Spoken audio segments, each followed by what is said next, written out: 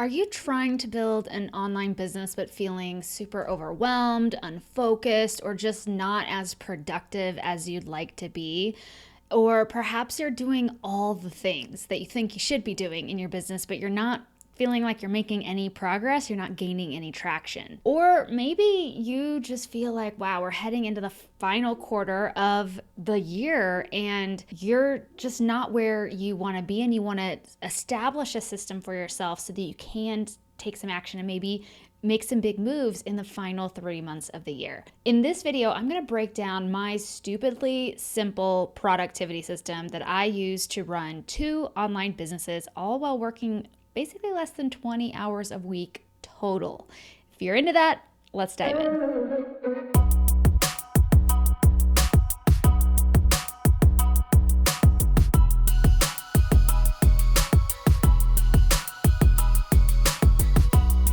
Welcome to episode 10 of The Brazenest Show, where I'm here to help you build an online business, work less, earn more, travel often, and live your version of a brazen, audacious, and badass life.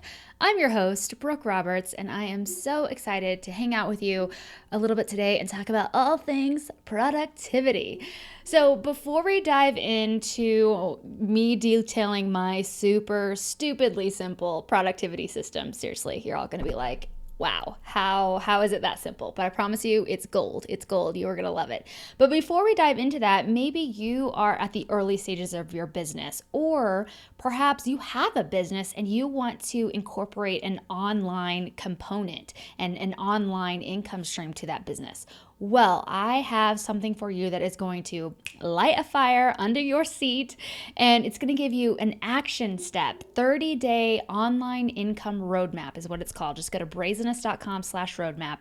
And inside this PDF, it's a checklist. Every week, I tell you what to do for 4 weeks to either start building an online business, an online presence, and then launch your first product, or to sort of take your existing business and start positioning yourself in the online space so you can build that first product and then later on put it on autopilot so you can start earning some passive income. If all of that sounds good to you, get going on it right now. Just go to brazenest.com/roadmap to download it. It's completely free, and I want you to take action on it and actually start making some money in your business. And I have had people reach out to me saying that they have used this action item to start making $500, $600, $700 per month in their business just by following this roadmap. So definitely go download that. All right, let's dive into the main event here.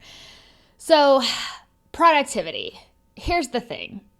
Being productive is not necessarily a virtue in and of itself. You can obviously make moves and get a lot of stuff done in your business.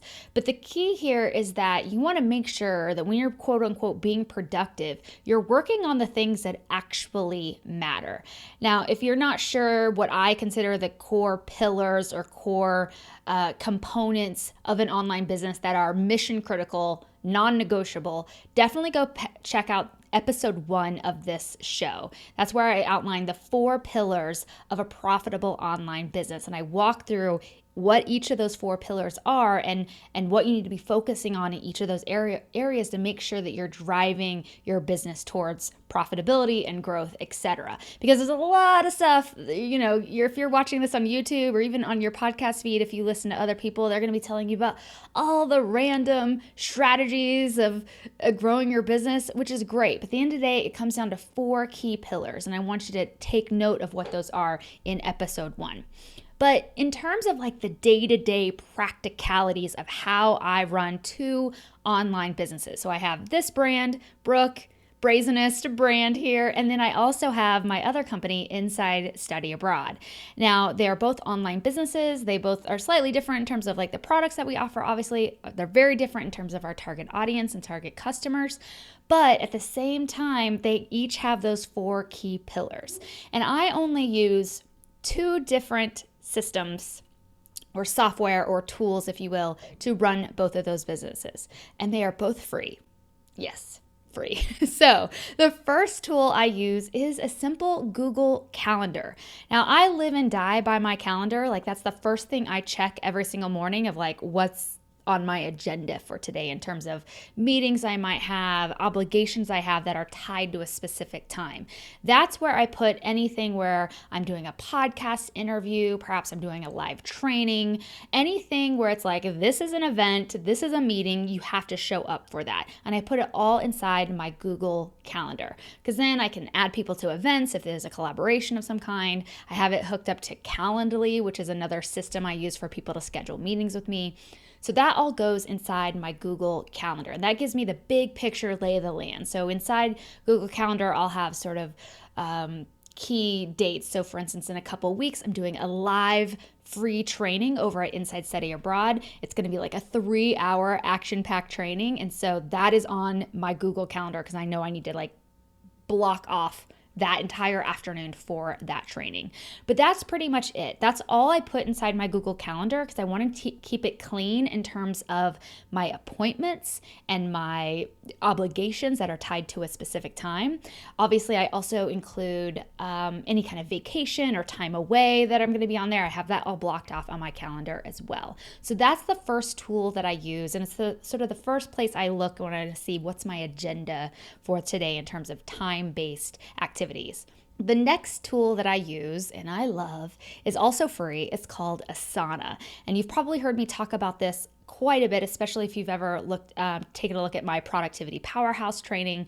But I love Asana. I am like pretty much addicted to Asana, and I use it for both of my businesses. And the cool thing about Asana is that you could put everything in one organization inside Asana, or you can separate them out and create separate organizations. If let's say you have a full-time job and you wanted your team to be in Asana and utilizing it as a project management and task management system, or and then on top of that, you could have another organization that is for your side hustle, for your business that you're trying to launch. So I have basically 2 different organizations inside of Asana. One is for Brazenest, and then the other is for Inside Study Abroad.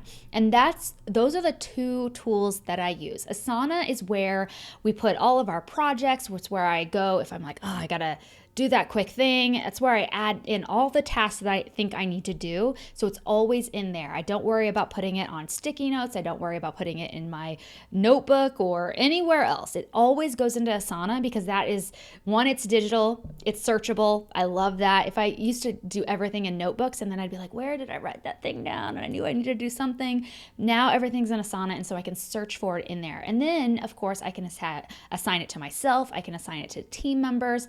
I can track a larger project and see the progress we're making on all the different tasks and things that need to happen within that. And of course, I can assign everything dates, which is super, super important. Now that you know the tools I use in my business, which is Google Calendar and Asana, now let's break down exactly how all of this plays out before we get into like the real steps that I use. The first tip is that because I have 2 businesses, actually, that's not true. It's not just because I have 2 businesses, but having 2 businesses makes it important here. I recommend that you theme out your days each week. So for instance, every Monday is my content creation day. Today is Monday. I'm recording this episode, and this is my content creation day. I'm going to spend all day just doing this. I took a shower. Did my hair and makeup. I'm like ready to sort of present and put myself out there and create content.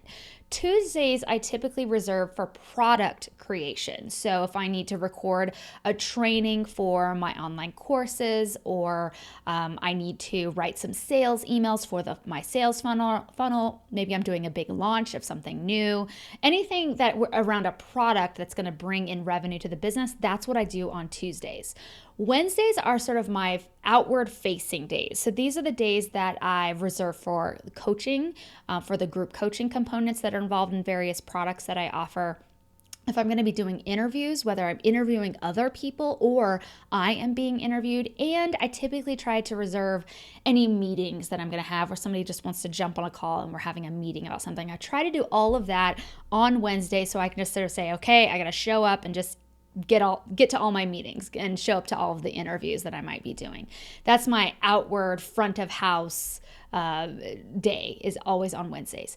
Thursdays is an admin day for me typically. So if there's just random little administrative stuff that just needs to get done, but there's no real place for that, it typically happens on a Thursday. And then in addition to that, let's say I don't have a ton of admin, I'll also reserve Thursdays for more product creation content. And that's especially helpful, especially if I'm gearing up for something and have a launch or some other promotion happening soon. I might need 2 days a week to really focus on product creation. And then Fridays, you might be surprised to find this out, but I don't typically work Fridays. Very rarely do I work. I might check some email or respond to a student inquiry in our communities if it seems urgent. But typically I don't work Fridays, and that is by design. I don't really need to. If you've followed my journey at all, you know that when I was traveling the world full time as a digital nomad, I was only working about 20 hours a week, maybe less. And typically I didn't work on Fridays because that was like a travel day where I'd go off on the weekends and do some things and do some fun things. And I also would only basically work half days the rest of the week because I was off exploring and living my best life in Budapest or Bali or wherever I was. So I've really decided and designed my businesses around this idea of having this time freedom. And so that's why I break down the days in terms of themes. And then it helps me when it comes to the rest of these steps that I'm about to go through with you, of when I assign myself tasks and how I can sort of, I don't know, prepare myself mentally as I go into each day, that I already know this is what the focus is going to be. Is it always perfect? Heck to the no. Absolutely not. Do I randomly have to take meetings on a Friday or a Tuesday or a Monday or whenever? Absolutely. So there is some flexibility and changes each week in my calendar based on the needs and the different people I might be working with. But that's the cool thing about having a business like this, is that I can decide any given week, like, you know what, I'm not feeling this content creation thing this week.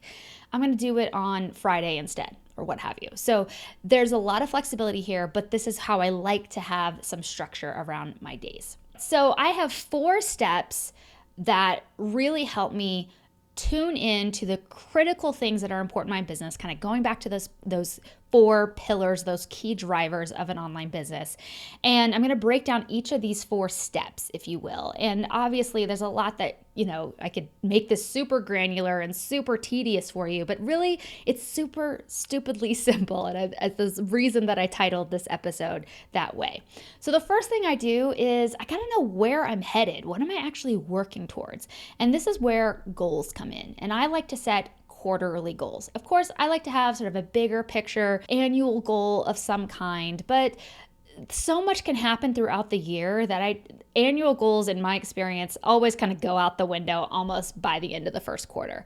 So I like to set quarterly goals. And there's a great book that I absolutely love. Oh, you had it here, but it's gone. It's called The 12-Week Year by Brian Moran. And I love that book. I read it every year just because I like to get myself in that mindset again. But he talks about in that book about how most of us will sort of take on 2 perspectives when it comes to goal setting our priorities for our business.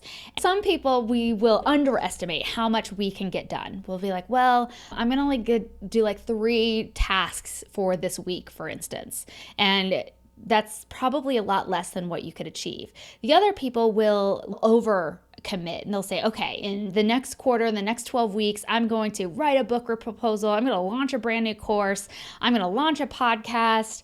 I'm going to do 5 speaking engagements. I mean, like just piling all of it on. And it's very unlikely that somebody will be able to do all of those things, especially in a 12-week period.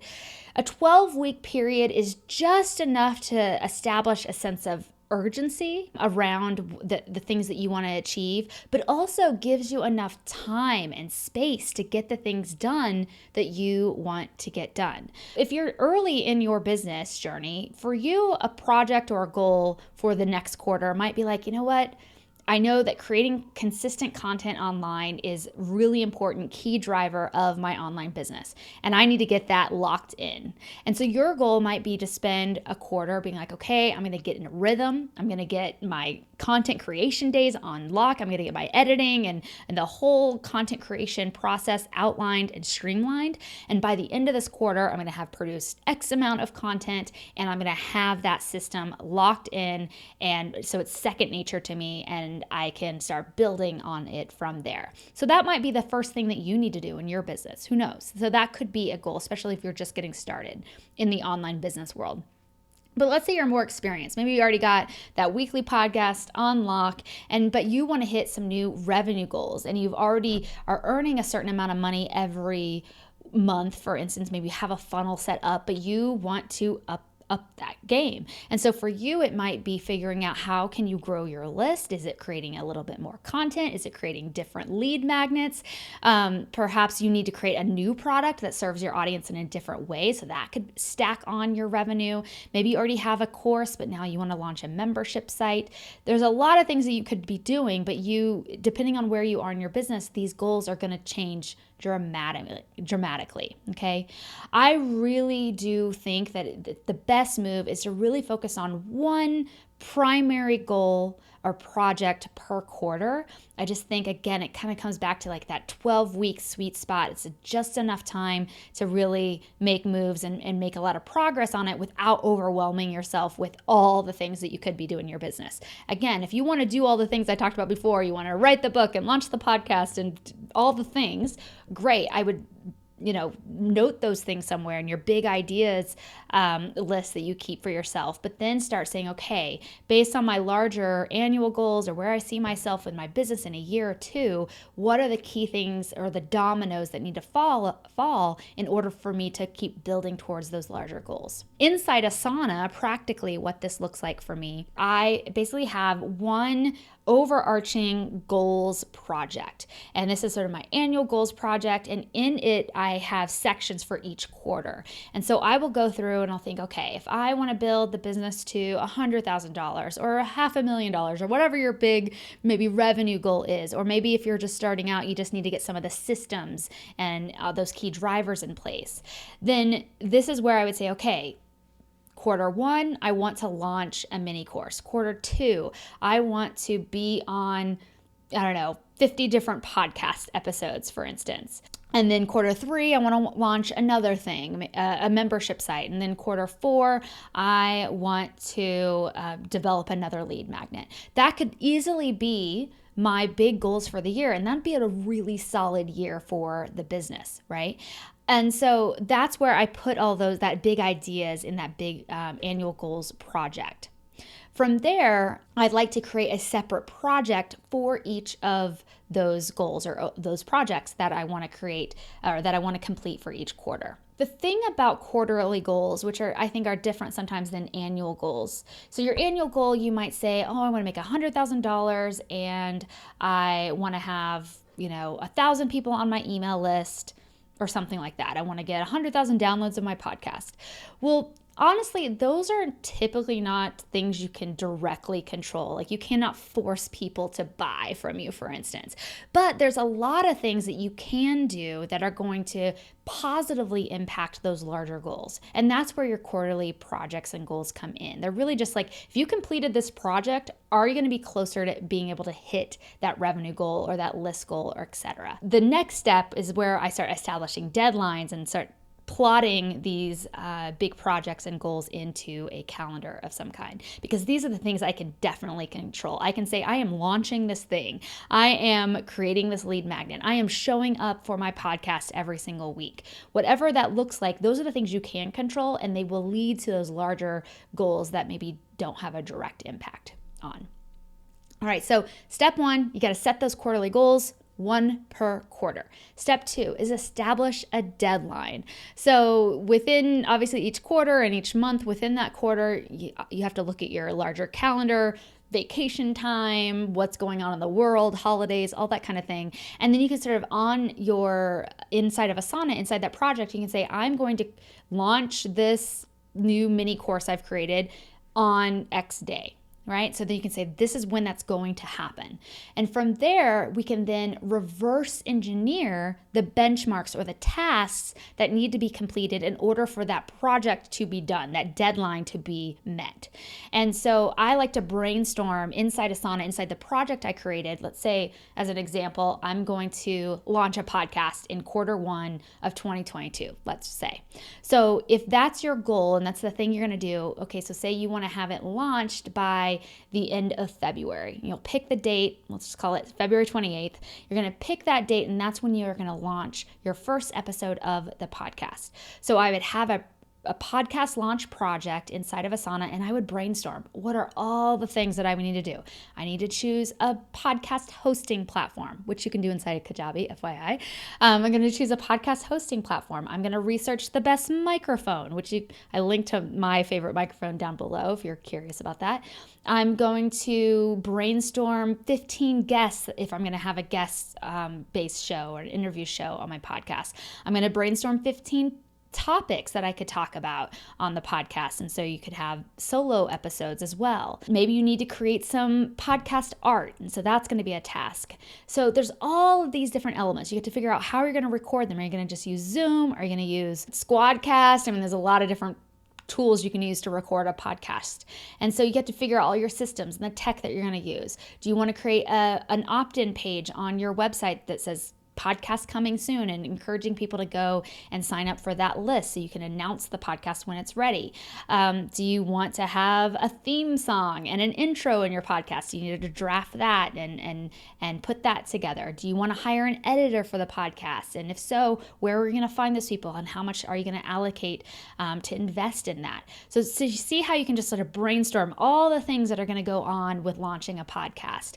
And then from there, you sort of organize it in terms of what needs to happen first, second, third, fourth, fifth, in order to get to the point where you've launched your podcast, you've hit that February 28th date, and you are good to go. That's what I like to work from, is this like master list of all of the tasks in order of what needs to happen first, second, third, 90th, etc. And that's how I stay organized. That's really the big secret, is like I create a project, figure out all the points that and the things that need to happen in order for that project to be quote unquote done. And then I brainstorm it all, collect it all in Asana, and I know now everything that needs to get done. I also like to then think through, if I'm brainstorming these projects, another way to think it through is the different stages of a project. So there might be, for instance, the prep stage, and that's all the back end logistics. And then there's the promotion stage where you're like teasing it and promoting it and telling everybody to get excited, I'm launching a podcast. And then there's the actual launch stage where you're saying it's out there. That's when you might want to show up on social media more and tell your email list about it, et cetera, et cetera. So you can also think of like, what would I want to do the moment that my podcast is live? How do I want to get people downloading it and listening to it and giving me feedback, leaving reviews, et cetera? So that's how I would break down and establish those deadlines for all of those projects that I want to do throughout the year. I'm not to the point yet where I'm taking each task and giving it a specific deadline just yet, but I want to brainstorm everything that I need to do for each project while it's fresh, and I can start adding those things to my Asana project. Step 3 is based on creating my weekly action list. So for instance, each week, I go into Asana, I look at my larger annual goals, and I'll look at the quarter and I'll say, okay, this is my big goal, my big project for the quarter. And let's say, again, it's launching a podcast. I'm like, okay, it reminds me, like, this is my goal this quarter. This is the main focus. This is the thing that is a big win for me in my business if I can make this happen. So I know that that's my primary project and goal for the quarter. And then from there, I will go into the podcast launch project I've created for myself, and I'll see sort of what's left to do. Where are we in this process? And so maybe you're at the very early stages, and so you need to do some brainstorming, blah, blah, blah, blah.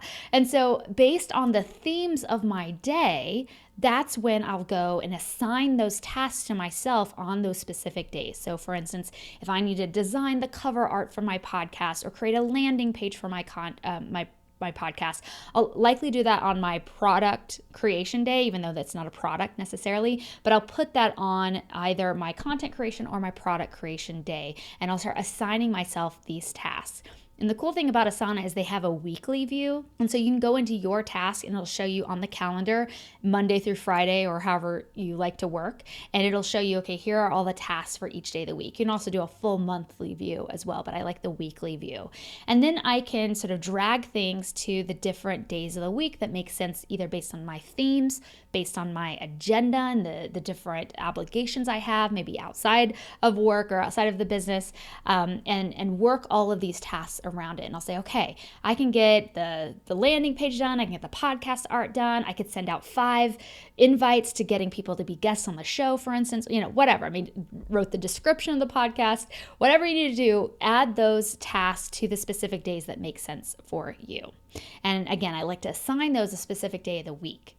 And then the final thing I like to do is I go in each day and I look at what was I supposed to accomplish today, what did I actually accomplish, obviously checking those things off, and then make decisions for the next day of like, okay, based on what I accomplished today, what do I need to do tomorrow, knowing what needs to happen based on these deadlines. And so you might have to shift some things around, or maybe you killed it that day and you got everything done. Whatever it looks like for you, I like to sort of move it around each day so you can sort of assess, okay, bit off way more than I can chew and decided to get way more done than I could actually achieve in one day. So that gives you some ideas on how you can refocus your time the following day. And then I always have that Friday, right? So for me, even though I prefer not to have to work on Friday, I don't schedule anything. I don't plan to work on Friday. So if anything needs to overflow to Friday, I have that time and space to make that happen. Of course, this is going to depend on where you are in your business. If you're side hustling this and you only have,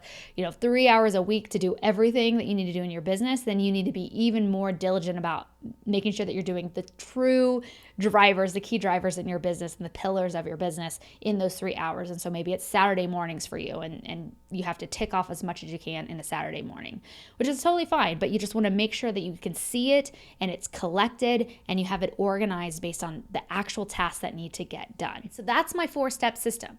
I first decide on my quarterly goals. What's a big project I want to accomplish in this quarter? Then I establish the deadline, the due date for that project. Then I brainstorm all of the tasks that need to go in order to meet that deadline.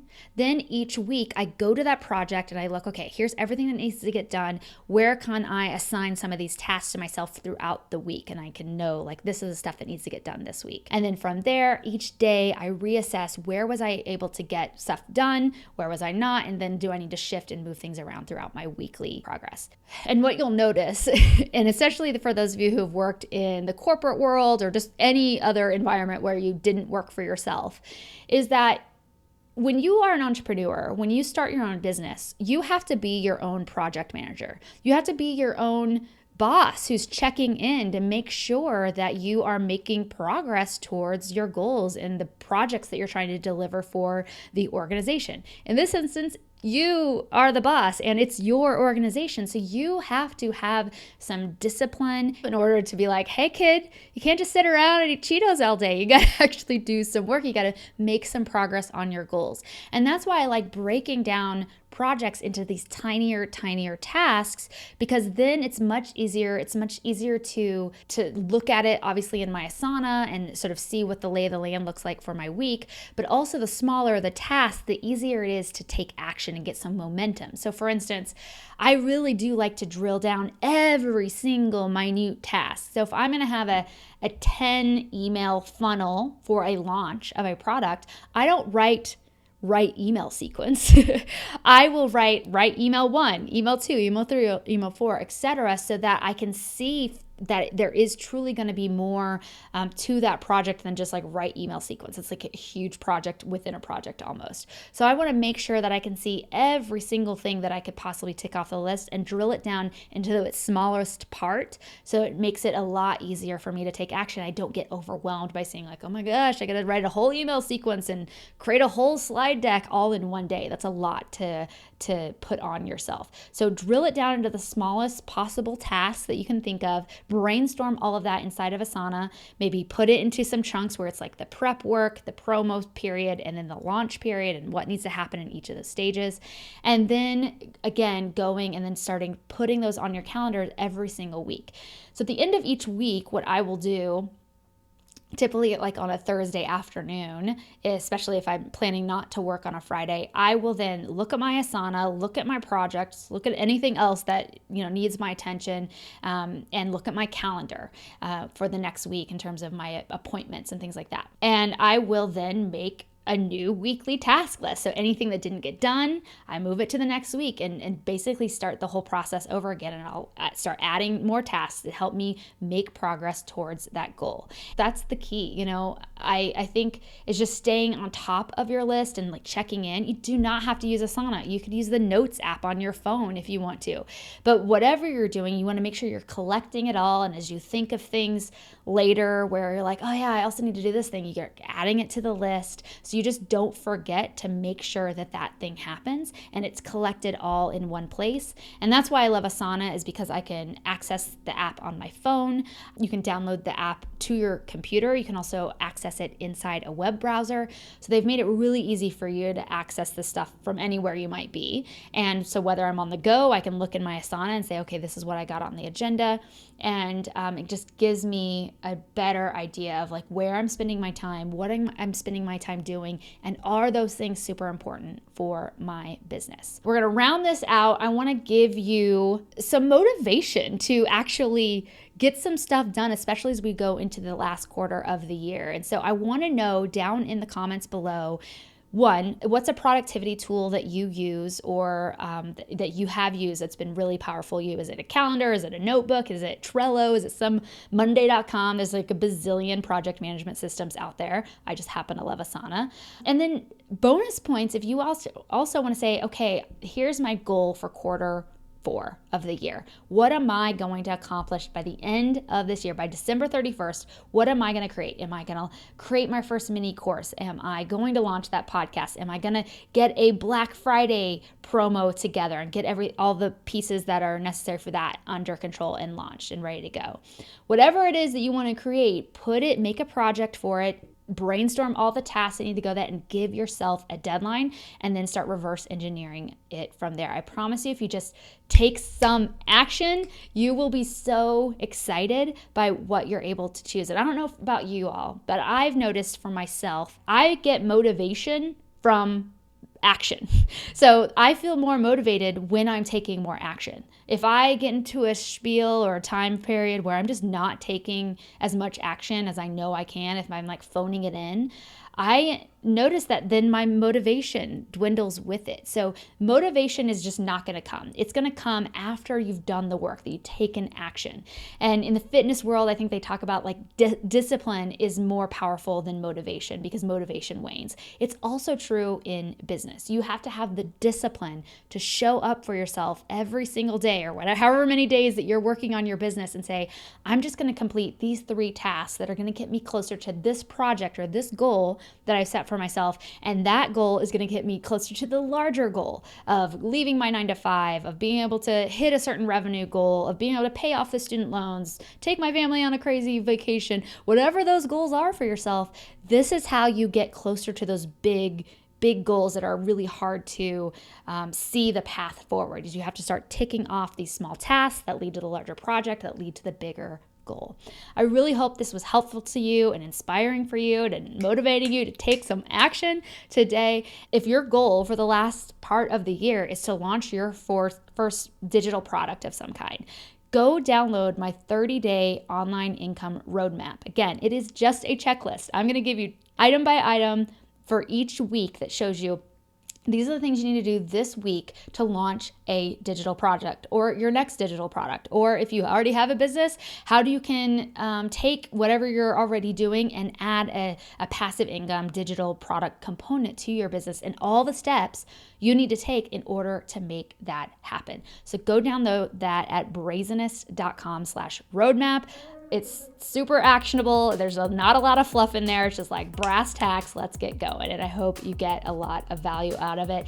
If you liked this video, if you're liking this podcast, please give me a thumbs up. Leave a rating or review on Apple Podcasts or Spotify, wherever you're listening. Let me know that you listened to this episode and what you got out of it. And I cannot wait to see you in the next one. And remember that every day you postpone a dream, you weaken it a little. So get out there and make some magic happen. Cheers.